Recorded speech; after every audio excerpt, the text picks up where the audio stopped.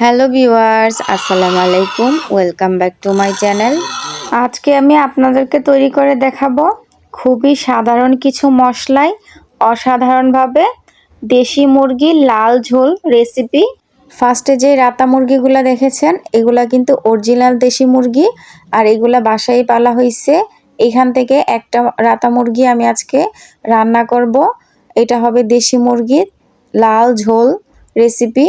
তো রেসিপিটি দেখতে হলে সম্পূর্ণ ভিডিওটি না টেনে দেখবেন। ফার্স্টে আমি এখানে একটা মুরগের মাংস নিয়েছি সম্পূর্ণটা। এখানে মাংসের পরিমাণ ছিল 1 কেজি হবে। মাংসগুলোকে আমি রেগুলার কাট করে কেটে ধুয়ে পরিষ্কার করে নিয়েছি রান্না করার জন্য।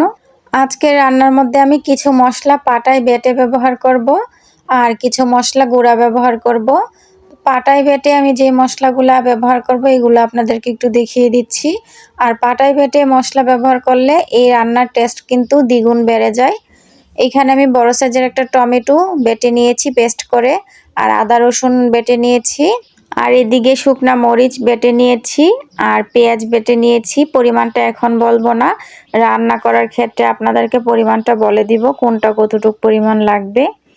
তো রান্না করার জন্য চুলায় চলে আসলাম।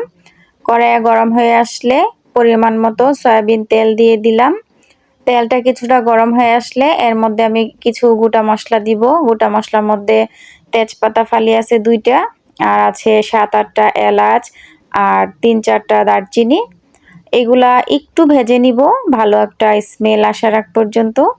তো এগুলা থেকে খুব ভালো একটা স্মেল বের হয়ে গেছে। এখন দিয়ে দিচ্ছি পেঁয়াজ কুচি। এখানে আমি পেঁয়াজ বাটাটা দিব, যার জন্য পেঁয়াজ কুচি আমি 1/2 কাপ পরিমাণে দিয়েছি। তো পেঁয়াজটাকে আমি কিছুক্ষণ নেড়ে একটু নরম করে ভেজে নিব। কালারফুল করে ভাজতে হবে না, কিছুটা নরম হয়ে ভাজা হয়ে আসলেই হবে। পেঁয়াজ যখন ভাজা হয়ে যাবে এই পর্যায়ে এসে অ্যাড করে দিব পেঁয়াজ বাটা। পেঁয়াজের সাথে পেঁয়াজ বাটাটাকেও আমি কিছুক্ষণ নেড়েচেড়ে ভেজে নিব।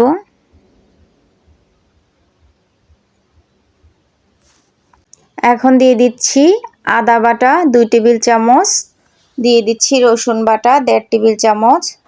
আদা রসুনটাকেও কিছুক্ষণ নেড়ে ভেজে নিব যেন আদা রসুনের কাঁচা গন্ধটা না থাকে। তারপর এখানে দিয়ে দিব টমেটো বাটা। এখানে বড় সাইজের 2টা টমেটো আমি বেটে দিয়েছি। এটাকেও কিছুক্ষণ ভেজে নেওয়ার পর এর মধ্যে দিয়ে দিচ্ছি মরিচ বাটা। এখানে 2 টেবিল চামচ মরিচ বাটা দিয়েছি আমি। এখন দিয়ে দিচ্ছি 1 টেবিল চামচ হলুদের গুঁড়া, 1/2 টেবিল চামচ জিরার গুঁড়া, 1/2 টেবিল চামচ ধনিয়ার গুঁড়া। এগুলাকে একটু নেড়ে মিশিয়ে নিব। তারপর দিয়ে দিয়েছি স্বাদমতো লবণ। দিয়ে সবগুলা মশলা আমি কিছুক্ষণ নেড়ে চেড়ে ভেজে নিব। কিছুক্ষণ ভেজে নেওয়ার পর দেখতেই পাচ্ছেন উপর দিয়ে তেলটা ছেড়ে দিয়েছে।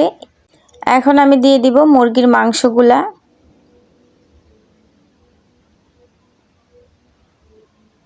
তারপর মাংসগুলাকে মশলার সাথে খুব ভালোভাবে নেড়েচেড়ে মিশিয়ে নিব।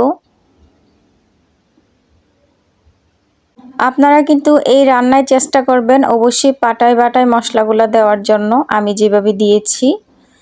সব কিছু মেশানো হয়ে গেলে এখন আমি ঢাকনা দিয়ে ঢেকে দিব 5 মিনিটের মতো সময় ধরে, আর চুলার আঁচটাকে হাই হিটে রেখে দিব। এর ভিতরেই কিন্তু মাংস থেকে পানিটা ছেড়ে দিবে। 5 মিনিটের ভিতরেই মাংস থেকে পানিটা ছেড়ে দিয়েছে। এখন একটু সব কিছু খুব ভালোভাবে নেড়ে মিশিয়ে নিব। কিছুক্ষণ নেড়ে নেওয়ার পর আবার ঢাকনা দিয়ে ঢেকে দিব। চুলার আঁচটাকে একেবারে মিডিয়াম লোতে দিয়ে 20 মিনিটের মতো সময় ধরে এটাকে আমি জাল করে নিব। একটু পরপর ঢাকনাটা খুলে নেড়ে দিব। এর ভিতরে মাংসটা খুব ভালোভাবে কষানো হয়ে যাবে। দেখতেই পাচ্ছেন 20 মিনিটের ভিতরে কিন্তু মাংসটা খুব ভালোভাবে কষানো হয়ে গেছে। উপর দিয়ে তেলটা ছেড়ে দিয়েছে। এখন আমি দিয়ে দিব ফুটনো গরম পানি। মাংসটা সিদ্ধ হতে আমার যতটুকু পরিমাণ পানি লাগে সেই অনুযায়ী আমি পানিটা দিব। আর এটা যেহেতু দেশি মুরগি, এটা একটু হার্ড থাকে, পানির পরিমাণটা একটু বেশি দিতে হয়। এখন আমি ঢাকনা দিয়ে ঢেকে দিয়েছি। 20 মিনিট সময় ধরে আমি অপেক্ষা করব। 20 মিনিটের ভিতরেই কিন্তু মাংসটা খুব ভালোভাবে সিদ্ধ হয়ে যাবে এবং রান্না হয়ে যাবে। তো 20 মিনিট পর ঢাকনাটা খুলে আপনাদেরকে একটু দেখাচ্ছি। দেখতেই পাচ্ছেন মাংসটা কিন্তু রান্না হয়ে গেছে। আমি মাংসের গ্রেভিটাকে কিন্তু মাখা মাখা করে নিয়েছি, তবে আপনারা চাইলে কমিয়ে বাড়িয়ে নিতে পারেন। মুরগির এই ঝোলটা কিন্তু খেতে অনেক বেশি মজার হয়। এরই মাঝে কিন্তু তৈরি হয়ে গেল দেশি মুরগির লাল ঝোল। এটার কালারটা দেখুন, মাশাআল্লাহ কতটা সুন্দর হয়েছে। কালার কম্বিনেশন দেখেই কিন্তু জাজ করা যায় আপনার তরকারির টেস্ট কেমন আসবে। এটা এত বেশি মজা হওয়ার কারণ হলো আমি আজকে পাটাই বাটা মশলা ব্যবহার করেছি। আর পাটাই বাটা মশলা দিয়ে যে কোনো তরকারি রান্না করবেন, এটা টেস্ট অনেক বেশি ভালো আসে। এই রান্নাটা করে এতটা প্রশংসা পেয়েছি বলে বোঝানোর মতো না। মাশাআল্লাহ এত মজা হয়েছে এই রান্নাটা। আশা করছি রেসিপি ভালো লেগেছে। আর যদি ভালো লেগে থাকে অবশ্যই চ্যানেল সাবস্ক্রাইব করে লাইক, কমেন্ট, শেয়ার করে দিবেন। আজকে এই পর্যন্তই। সবাই ভালো থাকবেন, সুস্থ থাকবেন। আবারও দেখা হবে নতুন কোনো রেসিপিতে। সেই পর্যন্ত ভালো থাকুন। আল্লাহ হাফিজ।